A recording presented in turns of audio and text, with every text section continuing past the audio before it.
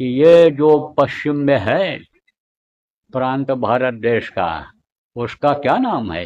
राजस्थान। राजाओं राजा वहाँ बहुत हुए हैं, राजाओं का बड़ा स्थान रहा है। राजस्थान इसलिए उसका नाम रखा गया है। वहाँ के लोगों को जगह जगह पर साधना शिविर लगवानी पड़ेगी। जगह जगह पर लगवाओ आप, 3-3 दिन का। वहाँ पर नामधनी ज़्यादा करवाने पड़ेगा, क्योंकि वहाँ के लोगों को बचाना है, सत्संगियों को बचना है, अपने परिवार वालों को, रिश्तेदारों को बचाना है।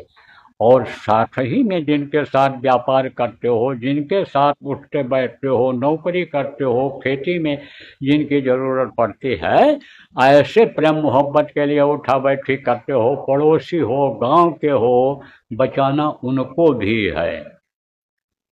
बचेंगे कैसे? उनके लिए पहले आफत आएगी, उनके लिए हवा जहरीली पहले हो जाएगी। और अगर आपने नहीं किया प्रेमियों, और लोग आपकी बात पर विश्वास नहीं किए, तो ऊंट के ऊपर सामान लाद लाद करके रातों रात गांव खाली करना पड़ेगा। बीमारियां बहुत फैल जाएंगी, हवा जहरीली हो जाएगी। कहाँ से यह हवा जहरीली होगी? वो जो जहरीली गैस आएगी उधर पश्चिम से, उधर से जो दक्षिण कोने से, उधर से जो आएगी, वो जगह जगह पर ऐसे बादल बन जाएंगे, मालूम पड़ेगा चकत्थे होते हैं। जैसे बादल जगह जगह पर होता है, चकत्थे चकत्थे ऐसे दिखाई पड़ते हैं, स्पॉट दिखाई पड़ता है, ऐसे दिखाई पड़ेगा।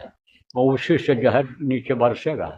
वो नीचे नहीं उतरेगा, लेकिन ऊपर से जो हवा है वो लाएगी। ऊपर से ओस और गर्मी जो ये होती है नीचे लाते हैं, आती है, उससे वो आएगा, फैल जाएगा। वो बहुत मरेंगे, लाशों पे लाशों का होगा नज़ारा। और सुनते तो जाओ संदेश हमारा। ये सबसे पहले राजस्थान में हमको मालूम हो रहा है, महसूस हो रहा है कि वहाँ से होगा, वहीं से शुरुआत होगी। और वो जहरीली हवा कहाँ तक जाएगी? वो जो आंधी आफत आएगा कहाँ तक जाएगा? वो जो मान लो दुश्मनी हो गई पड़ोसी देश से, और कीटाणु बम छोड़ेगा कि कीड़े आएंगे, वो काटेंगे, मरेंगे लोग, बीमारी फैलेगी, वो कहाँ तक जाएगी उसका कोई भरोसा नहीं है, कोई ठिकाना नहीं। लेकिन अगर ये सब करोगे आप, जो बताया है, नामधुनी करोगे, करवाओगे, और सुमिरन ध्यान भजन करवाओगे, लोगों को रोज करेंगे, साधना शिविर अगर लगाओगे,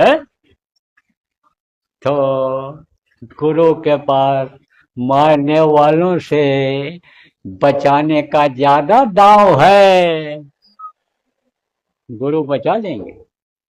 अब इसमें जो बुद्धिजीवी बैठे हो, जो बुद्धि की पहलवानी करते हो, अगर आप इस बात को कहो, कैसे बचा लेंगे गुरु जी? गुरु जी के पास युक्ति है, उपाय है। वो जो कीटाणुओं को लाएगा, वो जो जहर को उधर से लाएगा, वो कौन लाएगा? कोई गाड़ी में रख कर लाएगा, कि हवाई जहाज पर रख कर लाएगा, कि जेब में रख कर लाएगा? जैसे बम लोग जेब में रख लेते हैं और जाते हैं, ब्लास्ट हो जाता है, खुद भी मर जाते हैं, लोगों को मार देते हैं, ऐसे कोई लाएगा? उसको लाएगी हवा। अब हवा अगर तेजी से चली उधर की पश्चिम की हवा, और लाया जल्दी फैलाने लग गई, गुरु पूरब की आंधी चला देंगे, और फिर वो वापस होकर उन्हीं के पास पहुंच जाएगा। जो बुरा चाहता है दूसरे का, वही उसमें फंस जाएगा, अपने ही बनाए हुए जाल में फंस जाएगा। तो गुरु को के पास बचाने का बहुत ही, समझो कि बड़ा गांव है। ऐसे प्रेमियों बचाते रहेंगे। बहुत से लोगों को अनुभव, पुराने लोगों को है, कि जब देख लिया बचत का कोई उपाय नहीं है, और गुरु को याद किया, तो गुरु ने बचा लिया। लेकिन गुरु पर विश्वास होना चाहिए। शर्मत ने देखो, दूसरे का हाथ पकड़ा, किसी का हाथ नहीं पकड़ा, और गुरु का हाथ जब देखा कि गुरु का हाथ दिखाई पड़ रहा है, हाथ तो पकड़ लिया था। जब उसकी जहाज डूबने लगी थी समुद्र में, आपको सुनाया गया है दृष्टांत। आज सुनाने का समय नहीं है, तो आप लोग अपनी मीटिंगें करो, और राजस्थान के जो थोड़े लोग भी आए हो, वो भी बैठ करके मीटिंग करो। उसके बाद जाओ तब वहाँ मीटिंग करो आप। और फिर ऑनलाइन और ये सब भी होता है, आप उस तरह से आप करो और जल्दी से जल्दी ये शुरुआत कर दो। मैं भी इस काम में लगूंगा, इसीलिए मैं तो सोच रहा हूँ कि पहले अपना दौरा राजस्थान से ही यहाँ के जाने के बाद बना लूँ, लेकिन अभी तो ये निश्चित नहीं है। अभी तो यह कार्यक्रम समाप्त हो जाए और यहाँ का जो जरूरी काम है वो निपट जाए, तब कार्यक्रम बनाऊंगा। लेकिन उसके पहले शुरुआत हो जाए आपका ये नामधुनी का। और समझो जहाँ साधना शिविर नहीं लग सकती है, वहाँ नामधुनी का हो जाए। कोशिश ये करो गांव गांव में नामधुनी होने लग जाए, इस तरह से कोशिश करो। या आप चालू करा दो उधर राजस्थान में, शुरू करो उधर से। कहाँ से? पश्चिम से शुरू करो, उधर से बॉर्डर एरिया से, और फिर इधर आप समझो कि योजना बनाते हुए और मीटिंग करते हुए और सेट करते हुए आप यहाँ इधर चले आओ, इधर पूरब तक चले आओ, चारों तरफ समझो जरूरत है इस समय पर।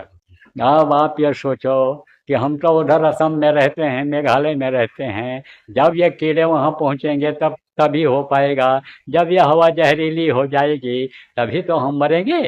अरे किधर से आ जाए कोई भरोसा है? कहाँ की हवा जहरीली हो जाए?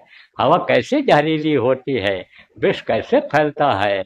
ये जो बम गिर रहे हैं, ये जो धड़ाधड़ धमाका हो रहा है, ये जो धरती फट रही है और उससे वो ज्वाला निकल रही है, उससे होता है ये। जैसे आप ये समझो धुआं यहाँ सब फैल जाता है, नाक में भर जाता है, दिल्ली में जैसे लॉकडाउन लग जाता है, वो आप समझो कि ग्रैब क्या कहते हैं उसको, वो लग जाता है। कोई निर्माण नहीं हो सकता, कोई गाड़ी इसमें डीजल वाली नहीं आ सकती, नहीं चल सकती है। ऐसे ऐसे हो जाता है, ऐसे ही दूषित हवा हो जाती है। कोर्ट को निर्णय लेना पड़ा कि इसका उपाय निकालो आप। तो अब आप ये समझो कि जीना मुश्किल हो जाएगा। तो चारों तरफ पानी इसकी जरूरत है, विदेशों में भी ज़्यादा जरूरत है। विदेश के लोग जो यहाँ पर आए हो, आप लोग भी अपनी मीटिंग करो, गोष्ठी करो, और आप अपनी योजना बनाओ और लागू करो।